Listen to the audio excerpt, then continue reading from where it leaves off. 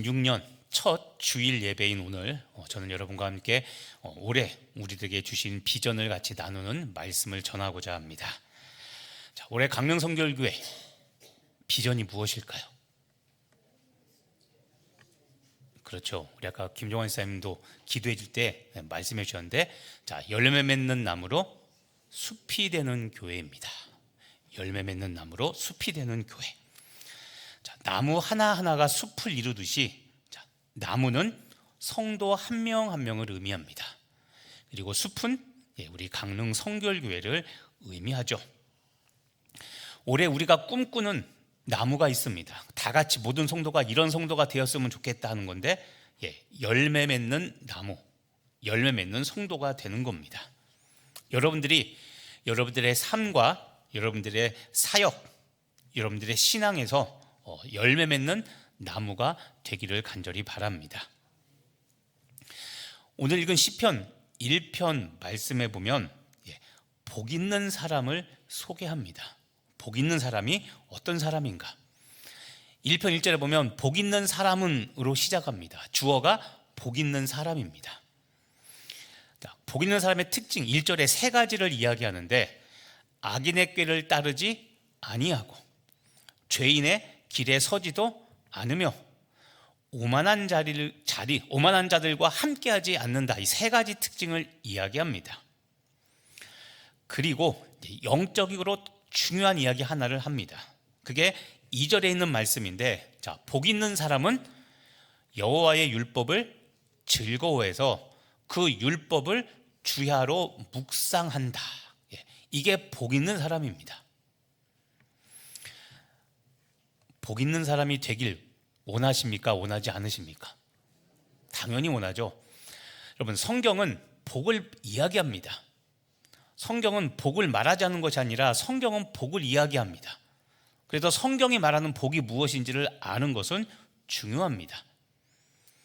대신 세상의 복과 동일한 기복신앙은 주의해야 되지만, 성경은 복을 이야기하는 복된 신앙, 복된 믿음을 분명히 이야기합니다. 그런데 오늘 그 중에 하나, 복 있는 사람, 어떤 사람이 복받은 사람이냐면 여호와의 율법을 주야로 묵상하는 사람이 복 있는 사람이라고 성경은 이야기를 합니다.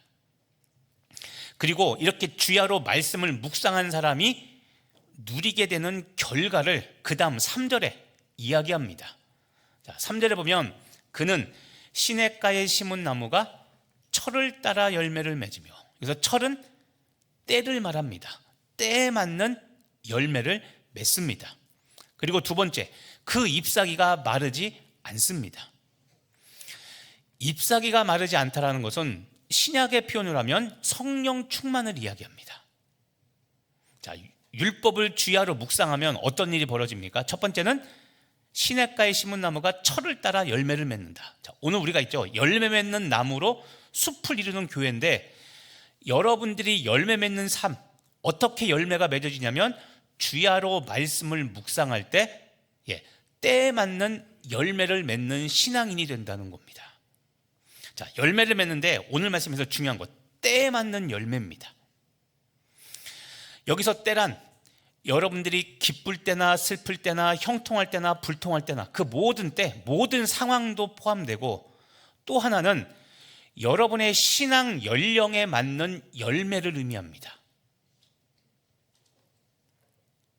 언짢을 수 있지만 여러분, 자, 내가 장로고 권사고 안수집사이고 내가 집사 몇 호봉이고 이런 신앙 연수가 있죠. 그 신앙 연수에 걸맞는 열매가 여러분들에게 있어야 된다는 말입니다. 나중에도 우리가 얘기할 텐데, 자, 요한복음에 예수님께서 말씀하셨습니다. 나무가 열매를 맺지 않으면 어떻게 한다고 했을까요? 가지치기해서 불에 태우신다고 했습니다. 있어도 되고 없어도 되는 문제가 아니라 여러분, 이거는 굉장히 중요한 문제입니다. 그래서 올해는 우리가 열매를 좀 더 집중하려고 하는 겁니다. 자, 주야로 말씀을 묵상하면 내 영적 상황, 그리고 내 영적인 나이에 걸맞는 열매가 맺혀지게 됩니다. 무엇을 통해서요?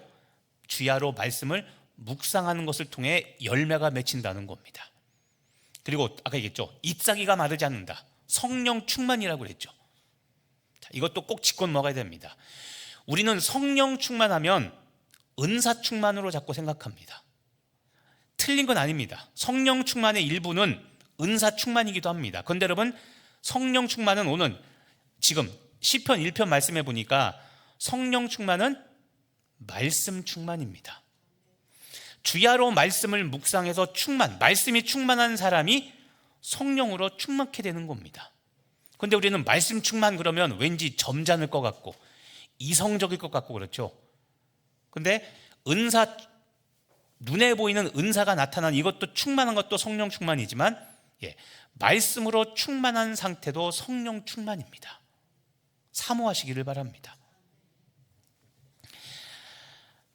이렇게 때에 맞는 열매를 맺고 잎사귀가 마르지 않는 성령 충만함을 통해 어떻게 됩니까? 그가 하는 모든 일이 다 형통한다고 그랬죠. 자, 이게 성경에서 말하는 형통입니다. 형통은 문제가 없는 것이 아닙니다. 문제가 있는데 주의 말씀을 힘입어 그 문제를 이겨내는 겁니다. 문제가 없다가 아니라 문제는 많으나 그 문제를 주의 말씀으로 힘입어 이겨내는 것, 극복하는 것, 그게 형통입니다. 올해 여러분도 이 형통이 있기를 간절히 바랍니다. 문제 없는 한 해가 아니라 어떤 문제든 반드시 있습니다. 문제 없을 때는 없습니다. 아시죠? 다 그렇죠? 문제 없기를 바라는 건데 희망사항인데 그런 날은 안 옵니다. 천국에서 오지 문제는 항상 있습니다. 그런데 그 문제를 주의 말씀을 의지하여 힘입어 이겨내는 것, 그게 성경에서 말하는 형통입니다.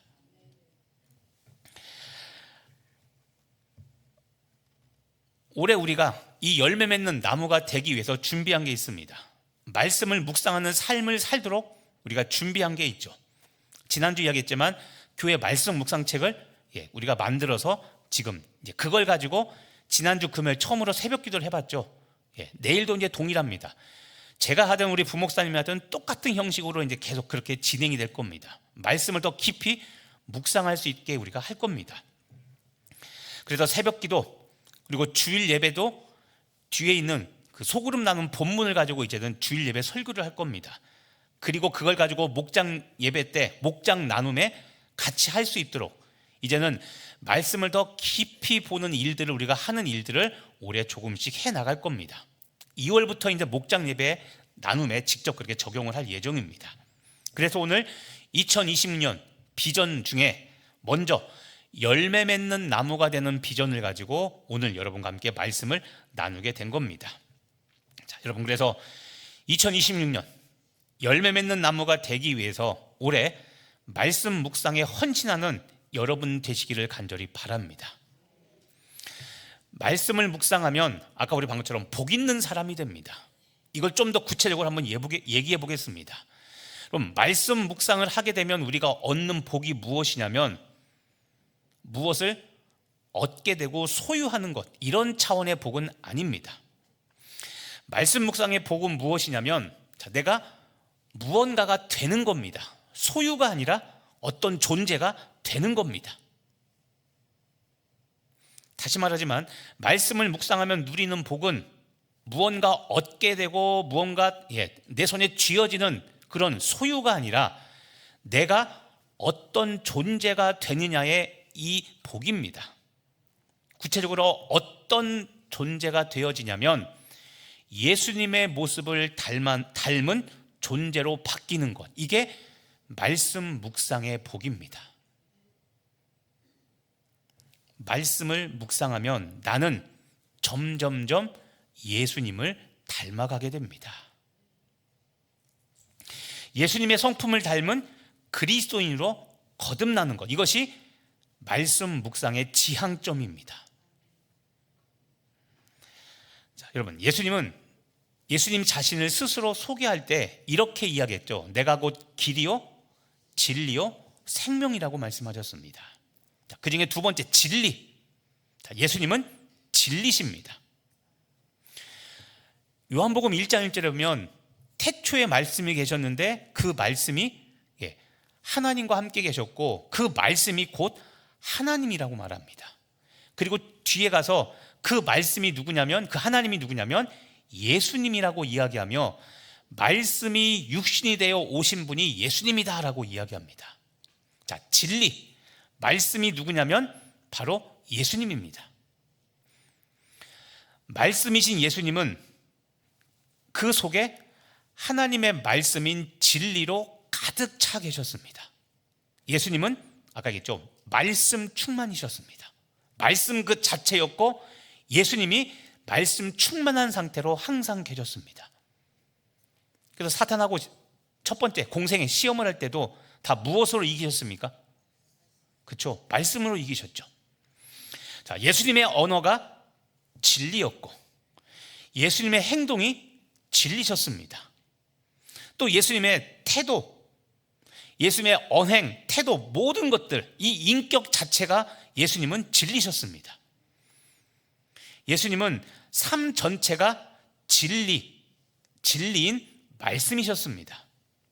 그래서 예수님은 진리로 충만하셨고 진리가 아니면 절대 행동하지 않으셨고 그렇게 삶으로 진리의 말씀을 완성하셨습니다. 그래서 예수님은 흠잡을 것이 없는 겁니다.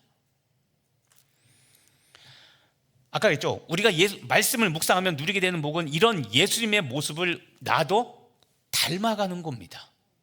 나도 나의 언어가 진리가 되고 나의 모든 행동이 역시 진리가 되고 내 인격이 진리가 되어서 삶으로 진리인 말씀이 충만케 되는 것, 이게 말씀 묵상을 하는 사람들이 누리게 되는 복입니다. 다른 말로 하면 내가 작은 예수로 살아가는 겁니다. 우리가 말씀을 묵상하는 것은 이 진리인 말씀이 내 육신과 영혼에 스며들게 하고 나라는 존재에 이 말씀의 진리가 스며들게 하는 겁니다. 그래서 그렇게 말씀을 묵상한 결과 예수님의 진리의 언어가 나에게도 나타나고 예수님의 진리가 내 행동으로도 표출되어서 역시 내 성품이 그렇게 예수님의 성품으로 만들어져 가는 것, 이게 말씀 묵상이 궁극적으로 추구하는 목표인 겁니다. 여러분 기억하시길 바랍니다. 자, 진리의 말씀을 거울 삼아 내 삶과 내 믿음을 비춰보는 겁니다. 말씀 묵상은 진리의 말씀이 나를 책망하고 나를 바르게 하는 겁니다. 그래서 진리의 말씀이 나를 만들어 가도록 나를 허락하는 것, 이게 말씀 묵상인 겁니다. 자, 맨 끝에 이런 말씀이죠. 진리의 말씀이 나를 만들어가는 겁니다. 말씀을 보면 예수님의 모습, 하나님 아버지의 마음을 알게 됩니다. 그래서 나도 살아가다가 이런 상황을 만나면 예수님처럼 이렇게 살아가야지라고 내 생각을 바꾸고 내 모습이 점점점 예수님을 닮아가게 되는 것, 이것이 말씀 묵상입니다. 그렇게 여러분 주야로 말씀을 묵상하는 사람은, 주야로 말씀 묵상하는 사람은 진리의 존재가 되어서 예수님의 성품을 닮아갑니다. 그리고 예수님의 향기를 드러냅니다. 예수님의 향기를 드러내는 것, 여러분 향기로운 인생은 굉장히 중요합니다. 여러분 저보다 강릉에 오래 사셨으니까 전 정답을 알 거라고 생각합니다. 강릉시청 홈페이지에 들어가면 강릉 브랜드라는 단어가 나오는데 강릉 브랜드 단어가 뭔지 아십니까? 그렇죠, 솔향 강릉입니다.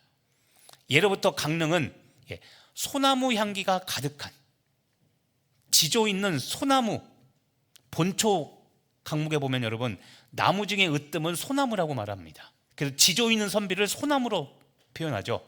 근데 강릉에는 예로부터 소나무가 아주 잘 자라고 그 소나무 기품이 있는 도시로 그렇게 강릉을 명명해서, 그래서 강릉을 대표하는 브랜드명이 솔향 강릉입니다. 그런데 여러분 우리는 예수 믿는 사람들이죠. 우리는 누구 향기요?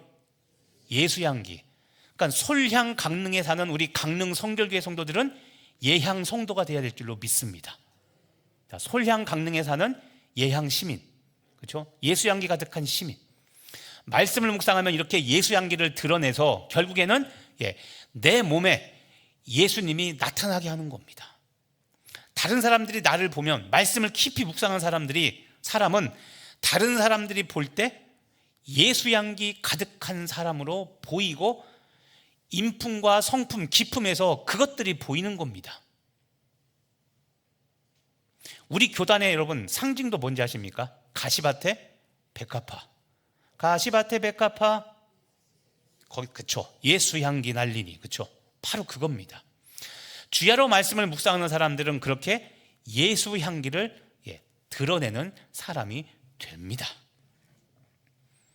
결국 우리가 말씀을 묵상하면 이런 은혜를 깨닫게 됩니다. 어떤 거냐면, 자, 여러분, 말씀 묵상이란 어떤 거냐면, 말씀 묵상이란 내가 말씀을 붙잡는 것이 아니라 말씀이 나를 붙잡는 것이라는 것을 깨닫게 됩니다. 처음에는 말씀을 붙잡고 살려고 말씀을 사모하며 보고, 제가 한 얘기지만 말씀을 붙잡고 기도합니다. 자, 시작은 분명히 내가 말씀을 붙잡습니다. 잘못된 게 아닙니다. 그게 정상입니다. 그런데 어느 날 보니까 말씀을 붙잡고 살려고 노력했던 나에게 어떤 은혜가 임하냐면, 하나님의 말씀이 나를 붙잡습니다. 내가 쓰러져도 당연한 건데, 보니까 내가 묵상했던 말씀을 붙잡고 내가 견뎌내는 겁니다. 끝까지 말씀에 순종하죠. 내가 말씀을 붙잡은 게 아니라 주의 말씀이 나를 붙잡아 여기까지 왔다는 것을 비로소 깨닫게 됩니다. 이게 말씀 묵상하는 사람이 누리는 은혜입니다. 또 다른 은혜가 있습니다. 말씀 묵상의 삶을 살면 어떤 일이 벌어지냐면, 내가 말씀을 읽는 것이 아니라 내가 말씀에게 읽혀집니다. 내가 말씀을 읽어 하나님을 알고자, 내가 하나님의 은혜를 누리고자 했는데, 어느 날 보니까, 자, 말씀을 보면 말씀의 닉네임이 이겁니다. 영혼의 거울입니다. 하나님의 말씀은 영혼의 거울입니다. 그 영혼의 거울을 묵상하며 나한테 비춰보니까 내 안에 어둠이 있다는 것을 발견하고, 나는 성격 좋은 사람인 줄 알았더니 내가 이렇게 모난 사람이라는 것을 알게 되고, 나는 나름대로 날 괜찮다고 자존감 있게 여겼는데 보니까 나는 정말 죄인 중에 괴수라는 것을 깨닫게 되죠. 내가 말씀에게 내 삶이 들통납니다. 이게 읽혀진다는 말입니다. 그런데 이것은 나쁜 의미가 아니라 내가 아까 말한 예수님을 닮게 되는 동기가 되는 겁니다.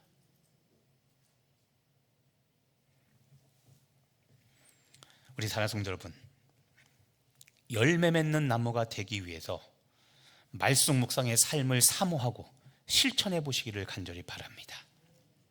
말씀 묵상의 삶이 하루하루의 삶이 되게 하시고 일상의 루틴이 되게 해서 말씀 묵상이 여러분의 삶의 일부가 되는 2026년 되기를 간절히 바랍니다. 일상의 루틴이라고 그랬죠. 아침에 일어나서 가장 먼저 하는 일이 뭡니까? 대개 다 핸드폰 보고 시간 확인하고, 그렇죠? 밤새 오는 거 메시지 없는데 어쨌든 그냥 있나 없나 살펴보고, 그렇죠? 이게 일어나자마자 일상의 루틴이잖아요.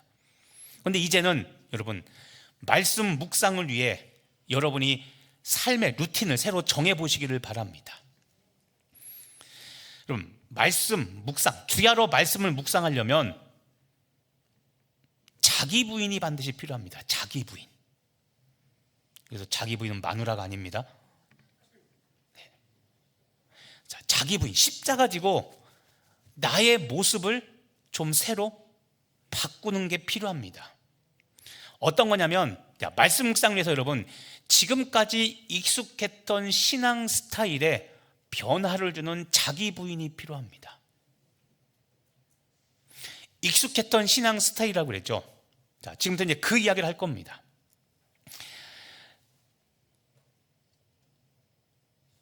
말씀 묵상은 지금 말한 일상의 루틴이 되게 해서, 루틴이 되게 한다는 것은 주야 언제든지 항상 말씀 없이는 살아갈 수 없는 존재로 나를 만들어야 됩니다.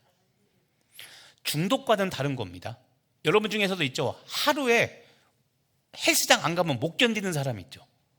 운동 중독인 분들, 건강한 삶을 넘어 중독된 분들이 있습니다. 그것처럼 하루라도 말씀을 읽지 않으면 내 영혼에 가시가 돋아난다는 생각을 가지고 다른 어떤 것보다도 말씀 묵상에 우선순위를 두는 삶으로 내가 만들어가야 됩니다. 그래서 여러분, 말씀 묵상을 위한 방해받지 않는 시간과 장소를 마련해야 됩니다.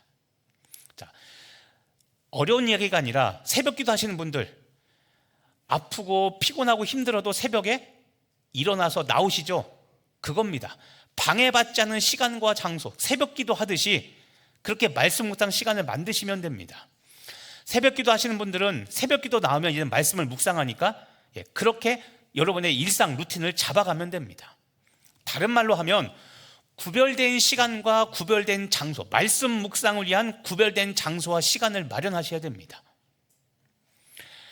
위에 방해받지 않는 이라는 표현이 있죠. 여성분들 같은 경우에 아침에 일어나자마자 묵상해야지라고 하면 지키기 어렵습니다. 왜 어려울까요? 엄마로서, 주부로서 아침에 식사 준비하고 해야 되죠. 바쁘잖아요. 그러니까는 아침에 일어나자마자 해야지라고 하면 의도는 좋은데 실행 가능성이 점점 없어집니다. 그러니까 방해받지 않는다는 것은 다른 말로 하면 내가 마음 편히 할 수 있는 시간과 장소를 마련해서 그거에 자꾸 이제 나를 익숙하게 만들어 가야 되는 겁니다. 특히 여러분, 이것을 주목해 보시기 바랍니다. 지금까지 한국교회는 어떤 것에 익숙했냐면 말씀 묵상보다는 성경 통독, 성경 다독, 그렇죠? 이런 것을 많이 해왔고, 또 새벽 기도라는 것, 성경 통독이나 성경 다독 또는 새벽 기도 중심의 신앙생활을 해왔습니다. 이건 잘못된 게 아닙니다. 잘한 겁니다. 지금도 유효합니다. 그러니까 지난주도 성경 다독상 시상하고 했잖아요. 그렇죠? 그러니까 그거 잘못됐다는 게 아니라 잘하고 계신 겁니다. 그건 그거대로 하시되, 좀 전에 신앙의 자기분이라고 했죠. 이제는 나한테 익숙하고 내가 잘하는 것만 하는 것이 아니라 안 해본 것도 이제는 해보셔야 됩니다. 성경 통독, 성경 다독, 새벽 기도를 언급하는 것은 이게 잘못됐다는 것이 아니라 너무 여기에 편중되어 있었다는 겁니다. 그리고 한국 기독교 역사 141년 동안 이것만 너무 집중해 왔다라는 것이죠. 그래서 이제는 좀 새로운 것을 배워야 될 때가 되었습니다. 대개 한국 성도들은 이렇게 지금까지 140년간 신앙생활을 했습니다. 목회자가 연구하고 목회자가 묵상한 이 말씀을 오늘 같은 이런 시간에 여러분의 입에 다 넣어줍니다. 잘게 다 쪼개가지고, 엄마가 마치 아이 이유식 할 때 쌀을 믹서기에 갈아서 먹기 좋게 한 죽처럼 만들어준 것처럼 만들어서 주면 성도들은 아멘 하고 입에 넣습니다. 자, 아멘이라고 했죠.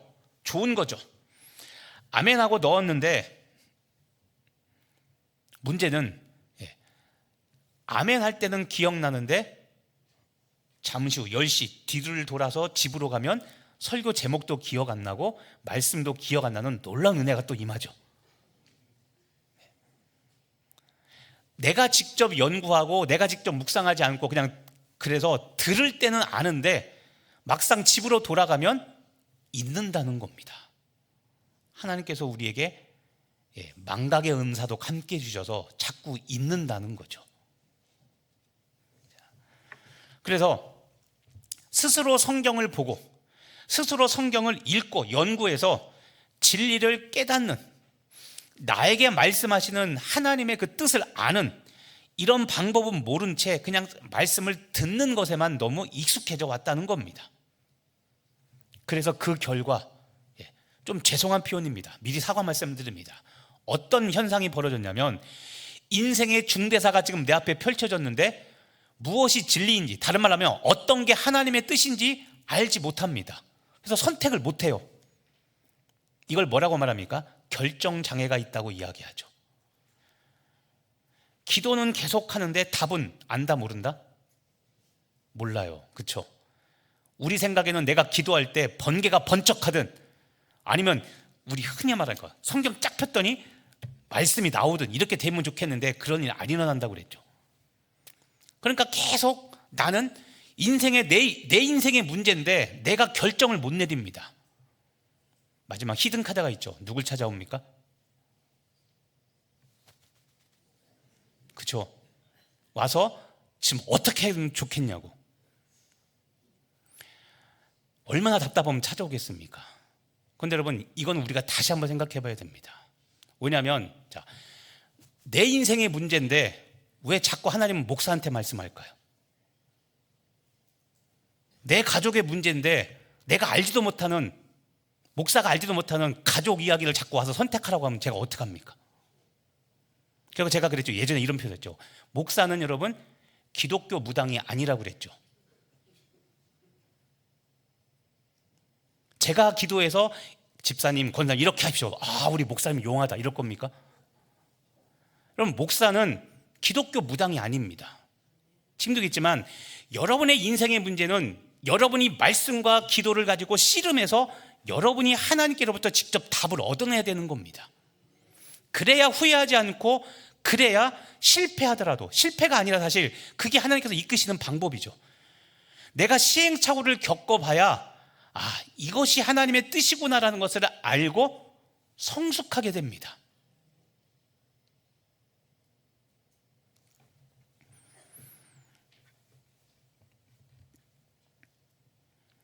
목회자의 기도를 받아서 해결해 보려고 하는 이 스스로 자립하지 못하는 신앙이 계속 예수 믿는 동안 이어진다면, 여러분 이거는 죄송하지만 직분이 무색하죠. 그런 신앙생활이라면, 장로님이라면, 권사님이라면, 안수집사님이라면, 신앙생활을 오래 하신 집사님이라면 내 인생의 문제는 내가 하나님께로부터 직접 1대1로 만나 내 인생의 문제고 내 신앙의 문제니까 하나님의 계획과 섭리를 듣고 깨달아 내가 싸워나가 세상과 싸우고 이겨서 나아갈 수 있어야 되죠. 믿으십니까? 네. 그래서 여러분, 말씀 묵상을 통해서 우리가 추구하는 게 바로 이겁니다. 목회자 의존형 신앙에서 자립형 신앙으로 성숙해 가야 됩니다. 그게 열매 맺는 나무가 되는 겁니다.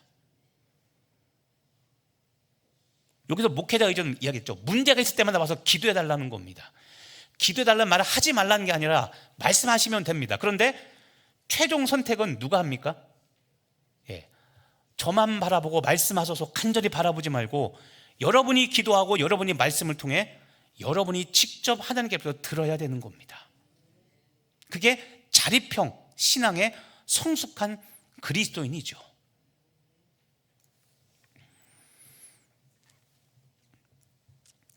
지금처럼 여러분 기도 생활 열심히 하시고 성경 다독하십시오. 나쁜 게 아닙니다. 그렇게 하되 이제는 말씀 묵상을 통해서 진리를 분별하고 그리고 상황을 판단할 줄 아는 성숙한 우리 강릉 성결교회 성도님 되시기를 간절히 바랍니다. 비유하자면 이렇습니다. 자, 왼쪽을 보시면 성경 통독 다독입니다. 숲입니까? 나무입니까? 숲이죠. 멀리 숲을 보는 것, 이게 성경 통독 다독입니다. 그러니까 수준이 낮다 이런 차원이 아니라 필요한 겁니다. 반드시 우리 신앙생활에. 그런데 옆에 보십시오. 숲입니까? 나무입니까? 나무죠. 말씀 묵상은 나무를 보는 겁니다. 자, 성경 통독을 통해 우리는 숲이라는 큰 하나님의 거대한 계획과 인생 계획들을 보게 됩니다. 그리고 그것을 깨달은 다음에 성경 말씀을 묵상하면 우리는 나무라는 하나님의 자세한 뜻, 세밀한 인도함들을 알게 되고 경험하게 되는 거죠.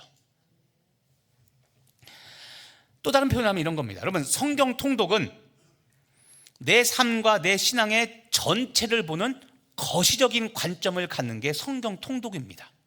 클 것자입니다. 크게 보는 거, 거시.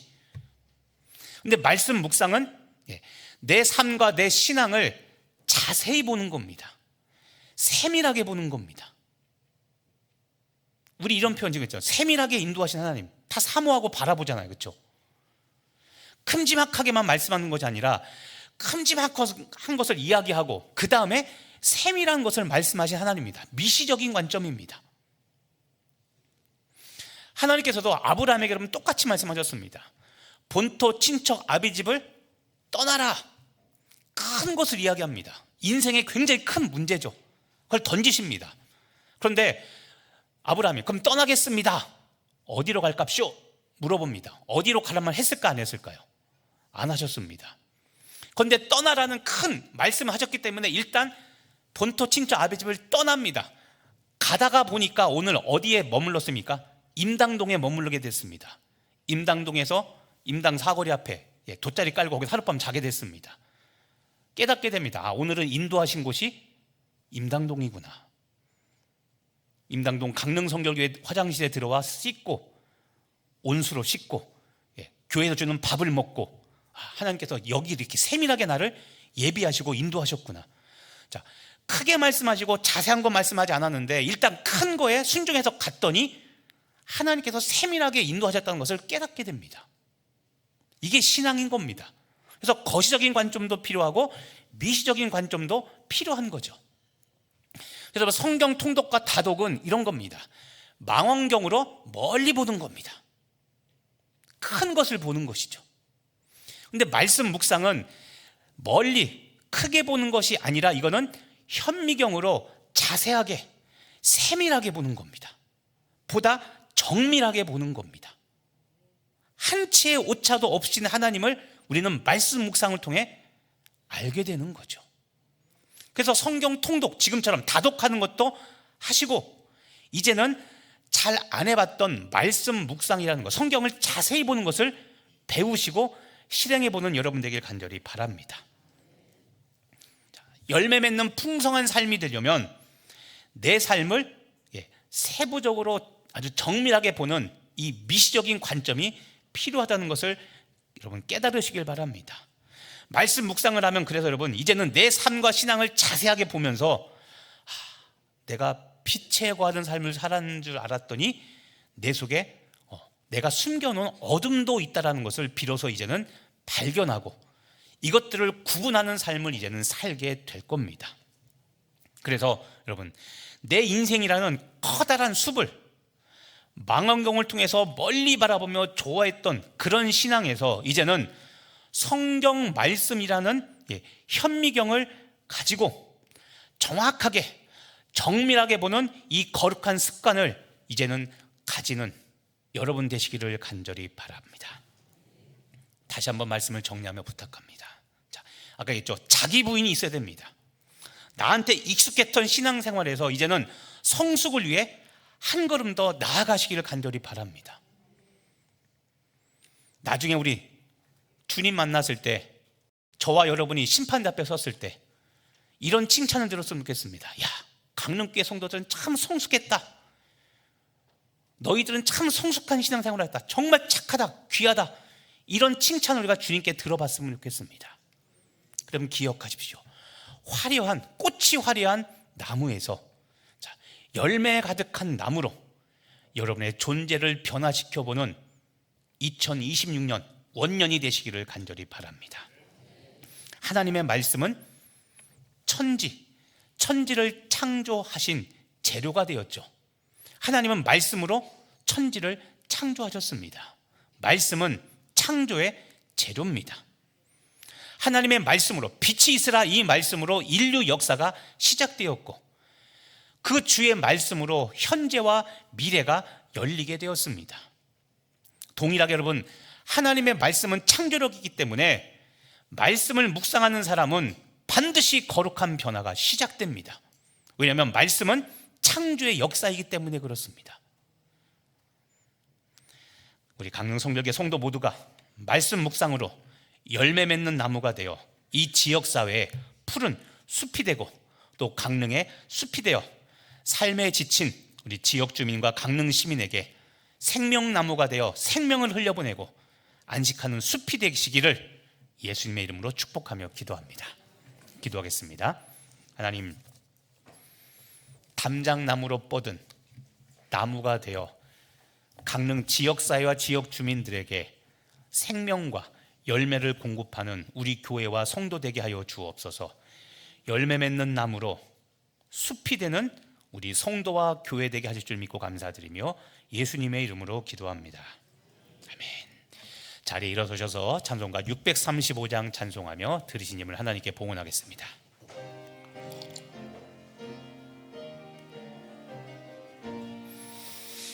하늘에 계신 아버지 이름 거룩하사